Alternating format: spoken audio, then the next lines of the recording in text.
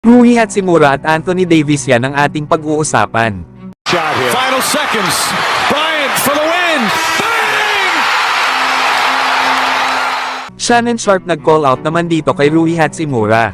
Ito ay matapos ang kanyang 3-point performance sa Game 2. Para pa kay Shannon Sharpe, hindi nga daw alam nito kung kinausap ba daw ni Rui itong kapatid ni Michael Porter Jr.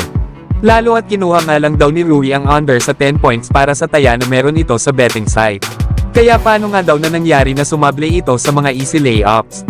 Yan nga mga idol ang mga sinabi ni Shannon Sharpe sa naging performance ni Rui Hachimura sa pagkatalo nila sa Game 2. 38 minutes of playing time kasi si Hachimura sa laro nila kahapon. Nagumawa nga lang kasi ito ng 3 points at 5 rebounds. 1 out of 7 naman ito sa field habang 0 out of 5 naman ito beyond the arc. Tapos negative 7 pa ito sa plus-minus na bigo nga itong mapigilan si Nikola Jokic.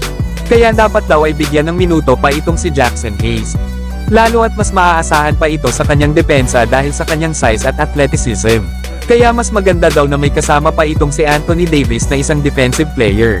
Para lalong mapigilan itong si Nikola Jokic sa Game 3. Pero tandaan din natin na possible nang maglaro itong si Christian Wood.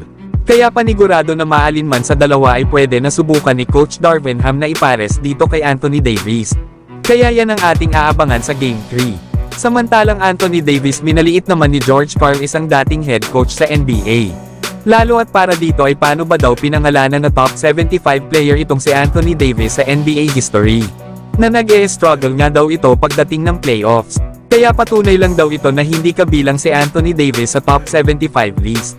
At mas deserve pa nga daw ni Alex English ang karangalan na ito. Ito nga ay isang 15-year veteran at Hall of Famer na namalagi sa kupunan ng Denver Nuggets. Isa nga rin itong 8 times All-Star na nag-average ng 25 points, 5 rebounds at 3 assists per game sa kanyang career. Pero nasnub pa rin ito para sa top 75 players sa NBA history.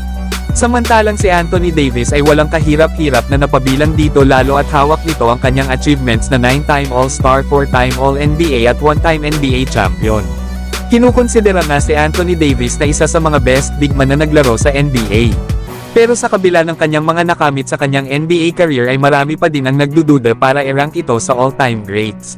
Lalo na ngayon sa series nila sa Denver Nuggets na hindi man lang magawa ni Anthony Davis na kunin ang panalo laban sa mga ito. Na 10 straight lose na nga sila laban sa Denver Nuggets.